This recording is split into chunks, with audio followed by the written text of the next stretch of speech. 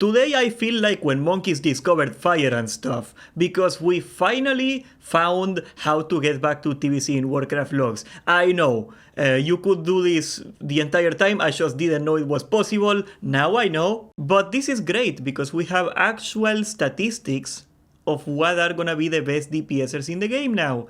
And it is nothing like what people expect. Now keep in mind, these numbers look the way they look because this is on the top 5% of players. For the phase 1, Karasan, that's a 10-man, very important as well, logs. And off the bat, you can tell that TBC is a lot more balanced than vanilla, but it is still we still see a little bumping here. So why is Arcane Mage at the top? I think this is a little bit of sample bias. And what happens if you go to, like, say, top 80%? I mean, the gap is smaller like I expected, but it is still comfortably at the top. Okay, so why is the Arcane Mage at the top so goddamn good? I know, everybody understands, everybody knows that the Arcane Mage scales with gear very well. It gets better and better and better with gear. However, that's in a vacuum. Here's the thing. As long as you have your hit cap, your only limiting factor is gonna be mana. As a matter of fact, there's a bit of a diminishing returns on gear. When you have that mana,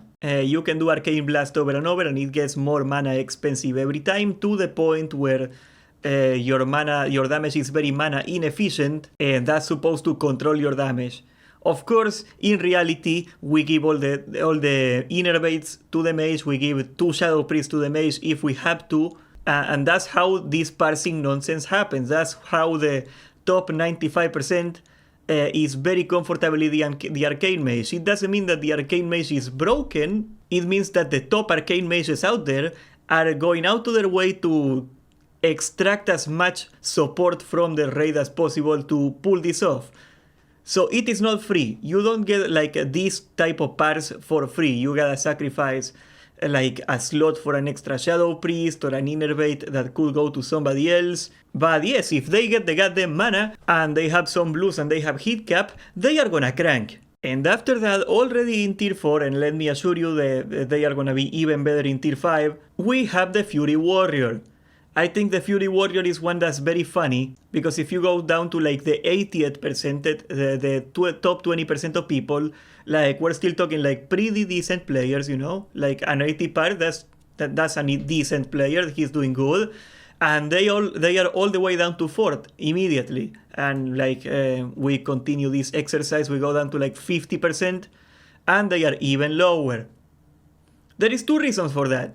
First of all, playing Fury properly requires skill. It is not a free class to play, it is not an easy class to play. You have to manage cooldowns, you have to manage your rage, you have to move, you know, movement is a problem for every melee in a fight. Like, there is a lot of little things that you have to do right to pump as a warrior. And yes, in tier 4, a good warrior is going to beat a good warlock. As long as they have DST. This is the other reason for this gap, okay? Selection bias, survivalship bias, whatever you wanna call it. If you're a top 1% warrior, chances are you have DST. This trinket is best in slot pretty much forever, and it drops in Gruul, and it's very rare. It's a 14% drop chance for a 25-man. And I expect it to be the most fought over item in the entirety of the game. It's kinda like Onslaught, Girdle, or even Thunder Fury.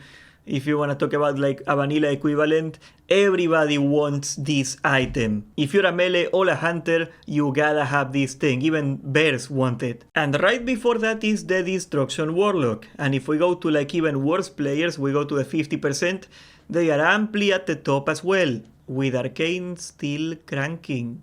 That's quite a takeaway, isn't it? Then we have the Fire Mage, which is still pretty damn good, and if you have a Fire Warlock, I will get a different Warlock, but if you have a Fire Warlock, you have to get a Fire Mage, so like I guess that's good news, but you're still sacrificing this much. Why can't you just be normal and play Arcane, I guess? And after that we have the Beast Mastery Hunter with Ferocious Inspiration, one of the best DPS buffs in the game. It can fit in any composition, but also, just as much, needs DST to work.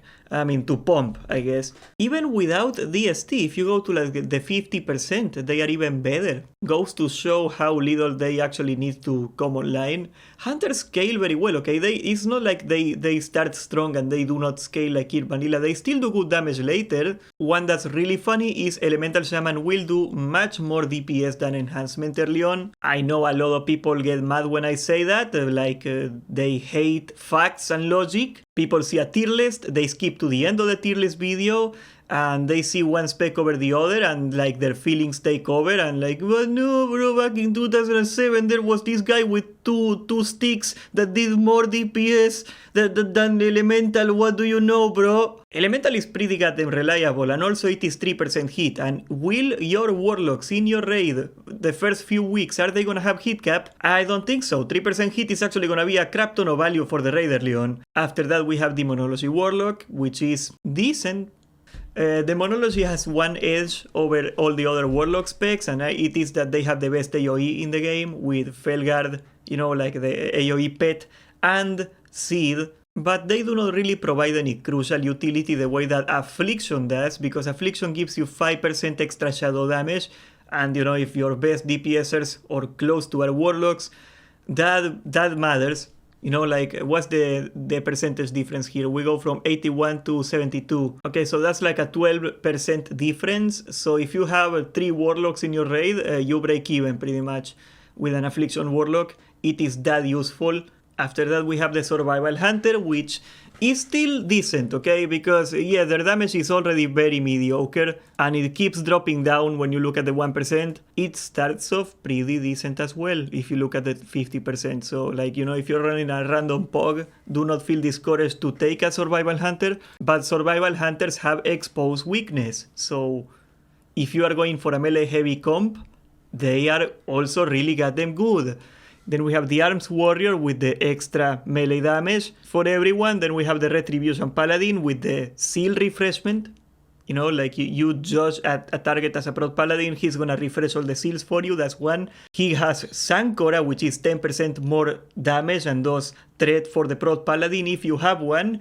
And it is an extra blessing, and blessings kill bosses. Like going from 2 blessings to 3 blessings is a big deal. So even if their damage is kinda mediocre here, like they are actually a lot more valuable than they seem. Another thing about Red is they have surprisingly decent AoE. Down here we got the Enhancement Shaman, which is, as you can see, not very good in damage. I haven't matted it out because there's so many variables, but I don't think an Enhancement Shaman will provide enough DPS to justify taking an enhancement over an elemental, assuming same level of gear, same skill. But it doesn't matter, because people need shamans, and moreover than that, melees whine all the time. Okay, like if a Warlock doesn't get Totem or Rat, you rarely see them complain. Like, you don't see a Warlock say, no, I want to go to Elemental group, guys, what the hell are you doing, come on.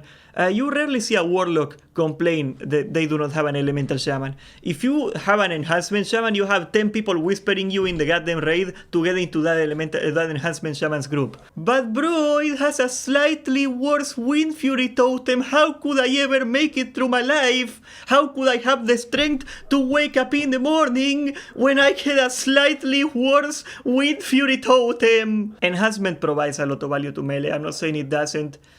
The question to you is, does it provide enough value to melee to justify taking enhancement over giving 3% hit and crit, 2 Warlocks, 4 more damage and better AoE? I would take an Enhancement Shaman because I like keeping my melees happy, but I know the truth. You don't fool me, Enhancement Shaman. After that we got the Frost Mage with no real important utility aside from Blizzard, and I got them Love Improved Blizzard. I would take a Frost Mage to my raids, but I'm gonna get flamed, you see? Because I like kiting trash, like it makes a huge difference. Like you look at like the Karazhan Ballroom, you can do a stupid huge pull and the mage just blizzards everything, and like you can just kite and take almost no damage as a Prot Paladin. It is awesome. After that we have the Shadow Priest. Not great damage, but it is a 15% buff to Warlocks and it is free mana for everyone, so Shadow Priests are always going to be in very high demand. They provide a lot of value, nobody cares about their damage, we know their damage is not great and it doesn't matter. After that we got the Combat Rogue, which I think is also a victim of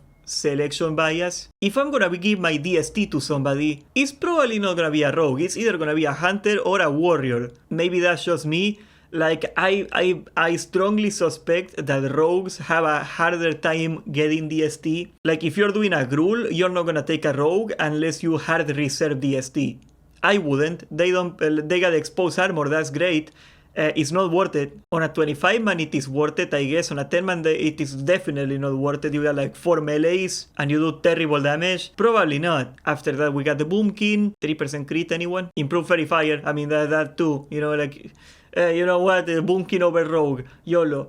Then we got the Feral Druid, massive threat issues. Just get a bear. It does all you want out of a Feral Druid, and it's a bear, which is the best tank ever, so why would you take a Feral Cat? That's gonna be a tough order. They have no AoE either, they have threat issues, they do not do great damage, and you don't really need more than one Druid. And Resto Druid and Bear Druid are so goddamn good. I mean, like, if you need Druid utility, you are covered. And after that we got Marksmanship, which is a bit of a meme. Assassination, a bit of a meme. I think it catches on later on. I'm not sure. And there you go, Gladiator, Warrior, Subtlety Rogue, that's meme, okay? We're not gonna talk about those matches, they are not supposed to be good. But I hope you can get some perspective on why I say things about classes. I know we all look at classes different because we live in our little bubbles through the lens of our raid, you know? And the objective data is never what you feel it is, you know? Like, maybe your raid has an insanely good rogue, maybe your raid has like a Simon Ice that's gonna do insane DPS, and you will come out of that thinking, oh my god, rogues are really good. But no, the player is much better than everybody else. Or like the perception, the community perception that warrior is trash. Maybe a lot of warrior players are trash. Or maybe they do not have DST. Either of those two things are gonna ruin a warrior. It doesn't mean warrior is bad, but if you look at like average players, it becomes bad. Tell me something, which one are you the most surprised about? I think Fire Mage, you know? Fire Mage is doing a lot more damage than I thought it was gonna do. I still wouldn't take one. That's just inviting a Fire Warlock into my raid, and that's just entertaining hell. We don't do that. Here is a Christian channel. And subscribe, join the Discord, and thank you for watching.